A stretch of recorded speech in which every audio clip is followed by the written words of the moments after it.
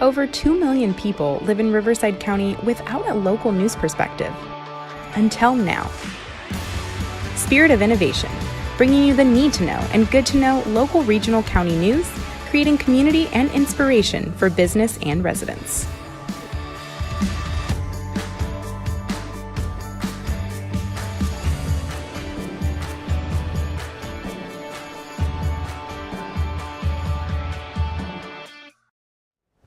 Hello, I'm Gabriela Venturo, and welcome to Spirit of Innovation, a magazine, news, and information show brought to you by nonprofit JDS Creative Academy, keeping you in the know.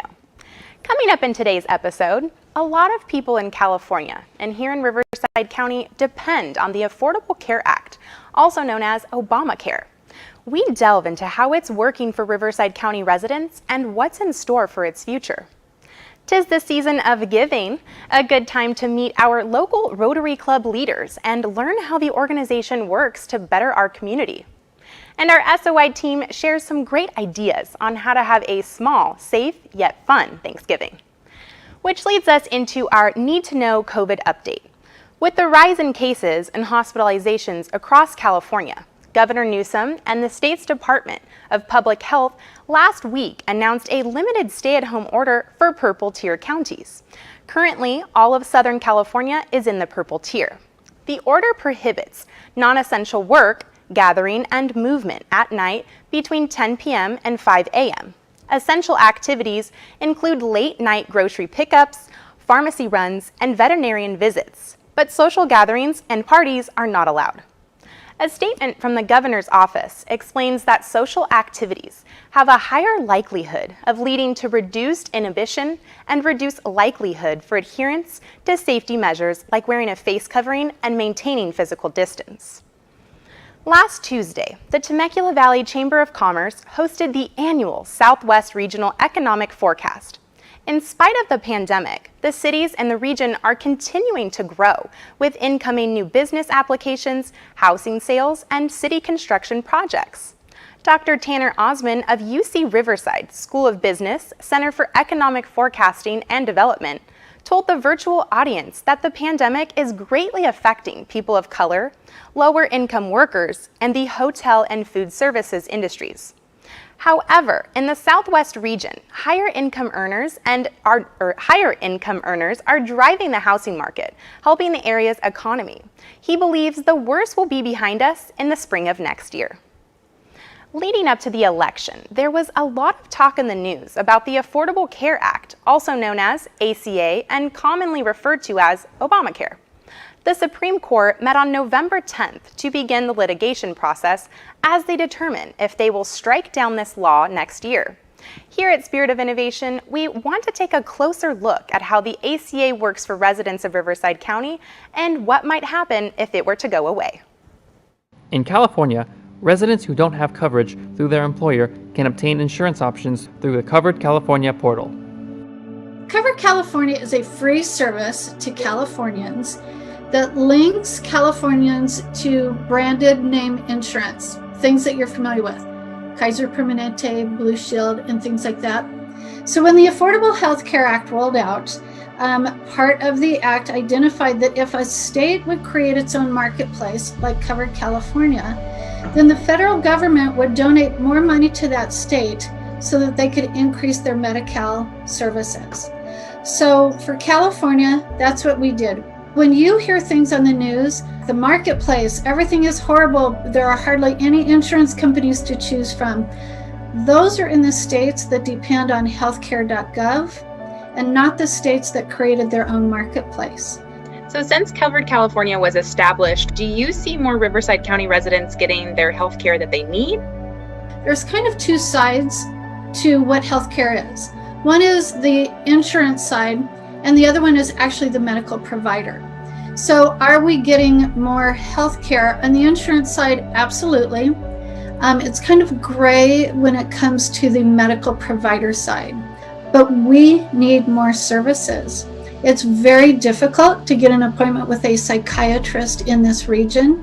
And by region, I mean Southern California in general. The federal ACA mandate was reversed by the federal courts. What was the reason for California reinstating a mandate? The Affordable Health Care Act works when everybody participates. By California reinstating that mandate, California was able to add more subsidies to health insurance. So your cost for insurance is based on your adjusted gross income, your age, the number of people in the family that need to be insured, and then finally the zip code that you live in. So in terms of fairness, what the Affordable Health Care Act has determined is that the average household should not have to pay more than 9.5% of their adjusted gross income towards insurance. Thanks to Covered California, more children are eligible for Medi-Cal, saving their parents from the high cost of insuring the entire family while still obtaining quality health care. So a lot of people have the perception of if they're on Medi-Cal, then they're getting lesser doctors. And that is not the case with Medi-Cal, especially in our region. Our people that are on Medi-Cal are getting top-notch treatment. The Supreme Court will be ruling next spring on the legitimacy of the Affordable Care Act. Many believe that if the Affordable Care Act is abolished, it would leave a large number of people without adequate coverage. Covered California has already said they will remain in place even if the Affordable Health Care Act goes away. In order for your coverage to be effective January 1st, you do need to do the enrollment by December 15th. The other thing is to use an agent. Covered California's open enrollment is happening now, and according to reports, rates for some plans have gone down. For those who are already insured through the program and want to change their level of service, reapplying now will provide access to all available plans. That was very informative. To learn more, check out the links on our website. Although we've been seeing less cars on the road due to the COVID shutdown, the California Highway Patrol is warning everyone to prepare for holiday traffic. They say that people will still be going on vacation, just choosing to drive rather than fly, which increases the chances of accidents. We invited California Highway Patrol Information Officer Mike Lassick to tell us what we need to know to stay safe. What are your tips for traveling this holiday season? We have a maximum enforcement period during any holiday season where we have a maximum number of officers out there working the roads and the highways, freeways, ensuring traffic safety. If you are going to travel during this time, do a vehicle pre-check. Check your tire tread, check your oil fluids, check your windshield wipers. Make sure you're topped off with gas. Make sure your cell phone, you have a charger in your car in case you are broke down on one of the highways out there. During the holiday times, our DUI traffic collisions increase, and we want to make sure that people designate a driver during this holiday season. And designated driver is not the person who had the least amount of alcohol that day. It's the person who had nothing to drink that day. Another thing is stay off of your cell phone while you're driving. It is very dangerous to be a distracted driver. Distracted driver traffic collisions are increasing because more and more people have cell phones. Another tip I'd like to discuss is wearing your vehicle seatbelt. Something very important that, believe it or not, in today's day and age, people are still not wearing their seatbelts. Seatbelts save lives and they prevent injuries. So whether you're the driver or passenger, make sure you buckle up. Thank you so much for all you do to keep us safe. We appreciate it. Thank you. Thank you, Officer Lassig, for the information. We all really depend on our first responders to be there for us. There would be nothing worse than needing a first responder and not having them show up or be late due to a false alarm call. Mini burglar and fire alarms are designed to automatically trigger a 911 emergency when set off. And according to latest records, in 2016, the Riverside County Sheriff's Department received over 15,000 alarm calls and responded to 13,400 of them. But only 37 alarm calls were determined to be legitimate. The County Fire Department also received 3,000 false alarms that year. District 1 County Supervisor Kevin Jeffries is making it a priority to fix this issue. I spoke with his Chief of Staff, Jeff Green, to find out how they're getting it done. Upwards of a quarter of the calls that were being received by the Sheriff's Department were false alarms. So that's an awful lot of time the deputies are spending responding to an empty business when they could be responding to actual emergencies instead. If you call 911 multiple times and there's nothing when they show up, there is a citation. I mean, that is actually against the law. But if it happens automatically through an alarm system, there is no fine, there is no sanction, and that's what we're trying to fix. What are some causes of false alarms? They're caused by malfunctions of the equipment usually, but also negligence by staff. somebody forgets to lock a door and then triggers the alarm on the way out, or somebody walks in and doesn't realize they don't know how to turn off the alarm. So training can fix that.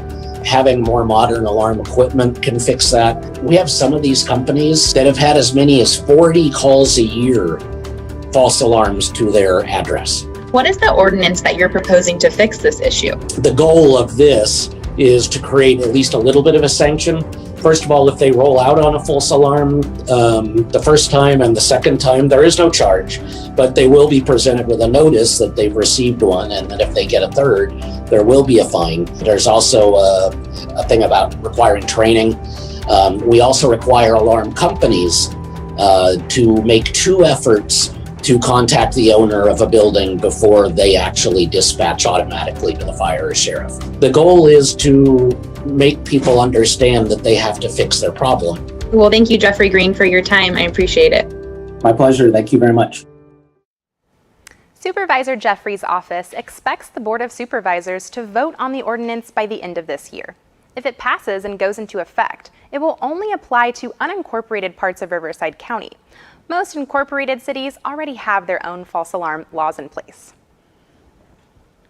It is encouraging to know that there are many people out there who are dedicated to volunteering their time and effort to better their communities. A Rotarian is one of those inspiring volunteers, and we're lucky to have a large Rotary presence in the Southwest Riverside County. Today, we explore various Rotary Clubs in Temecula Valley and their impact, not only close to home, but all around the world. The Rotary Foundation dates back to 1905, when founder Paul Harris was itching for some camaraderie in the big city of Chicago. Eventually, enough gathered and regular meetings started being hosted at different members' homes. This rotation of home to home inspired the founding name Rotary. With its members being known as Rotarians, the worldwide club eventually made their way to Temecula in 1975. Right now we have 4 Rotary Clubs in Temecula alone, and we have Rotary Clubs in Murrieta, Menifee, Lake Elsinore, and Wildomar. So we have several that are under the Community Services umbrella, including our Senior Outreach Committee, our Military Outreach Committee, our Youth Services Outreach, our Homeless Outreach, which is now our Bridge Committee, and our International Committee. For 12 years, the Murrieta Rotary Club has hosted the Field of Honor. This community service is to honor and remember veterans and is something the entire community gets to enjoy. This is a partnership with the city of Murrieta, and we're so grateful for them to have let us do this year in spite of all of the restrictions. We're proud to have over 1,600 flags fly here with several important sections, Medal of Honor, historical flags, as well as our local heroes. The Rotary Foundation made a constitutional change in 1989 with a vote to eliminate the male-only provision for all of Rotary. For the motion, 328. Therefore, 8954 is adopted. Rotary in today's world, women are an active, integral part of that, and you can see that through leadership roles. No matter which club a Rotarian chooses to join, all members consider the 4-way test as a way to live. We go through the 4-way test of the things we think, say, or do as Rotarians. And number 1 is the truth. Number 2, is it fair to all concerned? Number 3, will it build goodwill and better friendships? And number 4, will it be beneficial to all concerned? It's really a way of life for Rotarians, and we use that in our personal life as well as in our business life. The Rotary Club of Temecula and its members are a testament to this 4-way test, as they have successfully hosted a Thanksgiving basket program for 23 years. Rotarians are getting ready for the delivery of over 300 baskets. Yeah, the holiday program was started by one of our members, Bob Brown, roughly 23 years ago. And what he did is we contacted everywhere in Temecula, and they talked to the health clerks and asked them for any families that might be in need. The first year, roughly, we did 25 families. We're now doing 300 families. With Thanksgiving, what we do is we give them a turkey along with a box full of everything for their traditional turkey dinner, along with another 40, 50 cans of miscellaneous food. This year, naturally, with the pandemic going on, it's different. It's something to see these people really are heartfelt when we give them their baskets. We can see that it makes a difference to them. And that in itself is enough. That's something that's near and dear to all of our hearts, and that's why it's the signature program for the Rotary Club of Temecula. You've been involved with this blanket program for several years. So how did it all come to fruition? One year, my husband and I went to one of the units, and we brought the meal into the ladies' apartment, and it was freezing in there. And I asked her, "Hey, can I put the heat on for you?" She says, "Oh, I can't afford the heat." And that's all my husband and I, we could talk about when we left how sad it was that she couldn't afford the heat. So the next year we purchased blankets, and we were so happy that the following year we surprised the seniors who got a meal, they got a blanket. And that too got to us because some said that was the only gift they received on Christmas. There's nothing more satisfying when you can help people. And that's what Rotary is. We have over 100 members who volunteer throughout the year. They do fundraisers to give out scholarships to high school students. They have a 3-day camp that is life-changing for these kids, just spending 3 days together at a camp. They come back being best friends, and the bonding is amazing, and that's where I drank the Rotary Kool-Aid. It's called Ryla. Rotary Youth Leadership Awards, or RYLA, is another pet project to Riverside County Rotarians.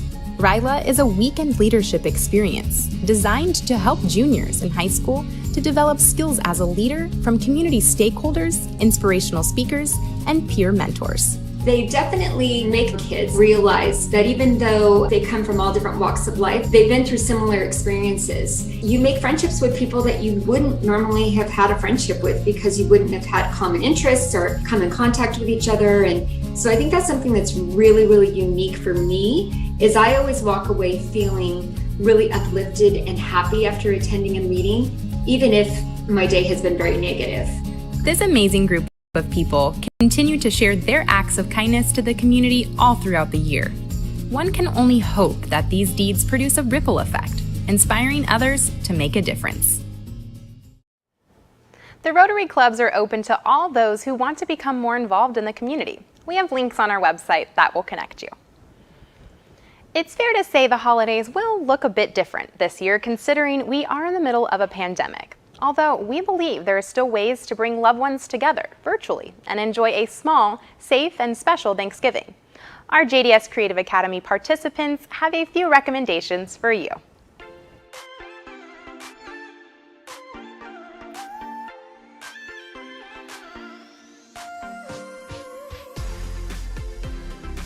Here are some ideas on how to make Zoom more fun on Thanksgiving.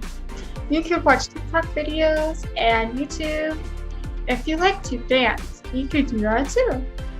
Have a dance party with everyone. If you like games, here are a couple of ideas you can do on Zoom. Your family can play bingo, where the winner gets to pick the next song for the dance party. Everyone can bake a chocolate cheesecake or some other dessert together while Zooming. Everyone can do jokes and riddles by using nice humor while chatting.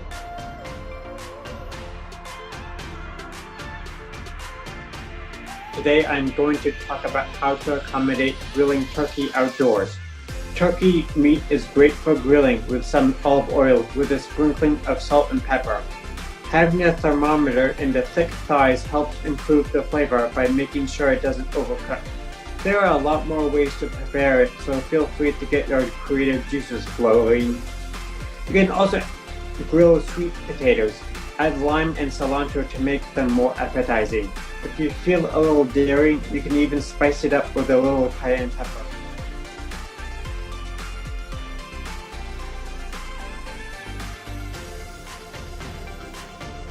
Board games aren't just for inside. You can take them outside, which will be fun entertainment for your family. Just remember to maintain proper social distance. While enjoying the holiday, you can go bike riding or hiking. One suggestion I have is that you can hike near the mountains like Big Bear Lake, since it has a nice riverbed, cold breeze, and some amazing views. Another idea is to take your family pets for a walk. That is one of my favorite things to do. If you happen to have some friends available to go, you can invite them to tag along for a socially distant bicycle ride or hike up along the fields in your neighborhood. Have a good Thanksgiving. Happy Thanksgiving!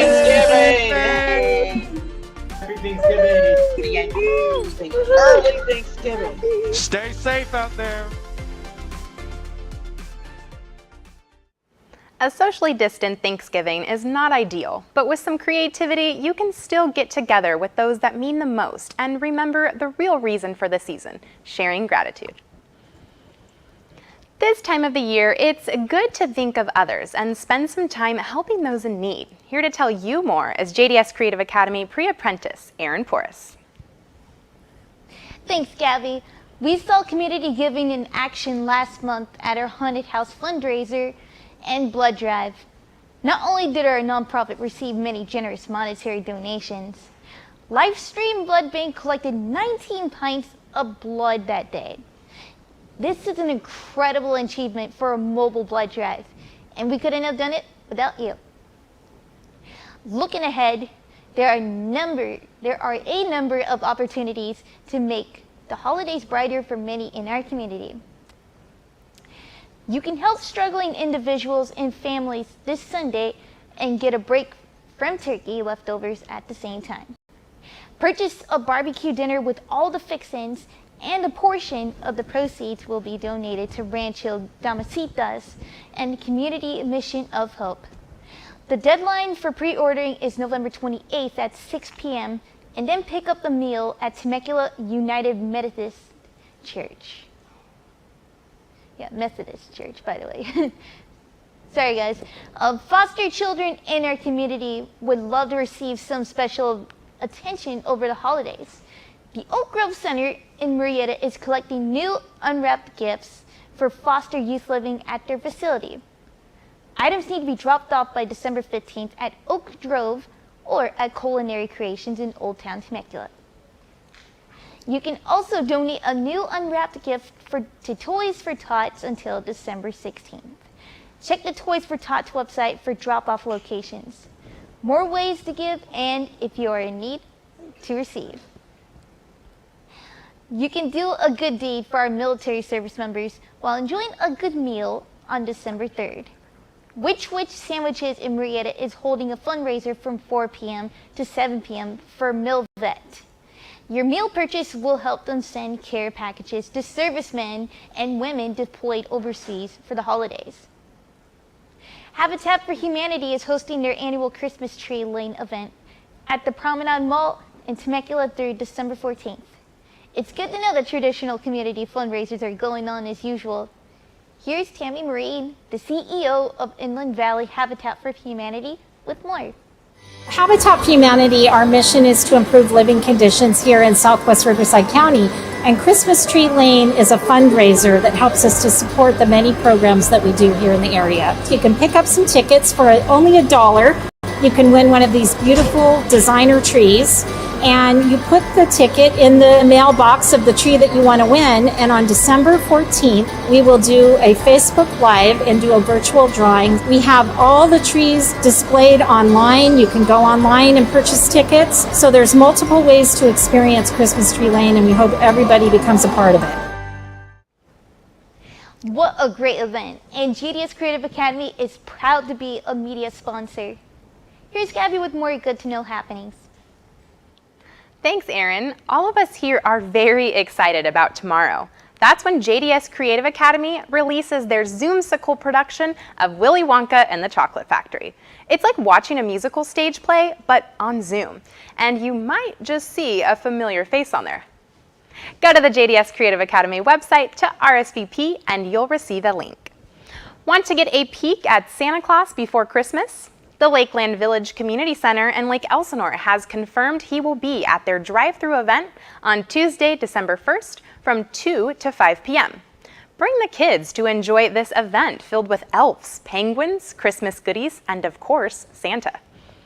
Then on Friday, December 4th, you can continue the holiday spirit and enjoy candlelight Christmas caroling with 102.5 The Vine.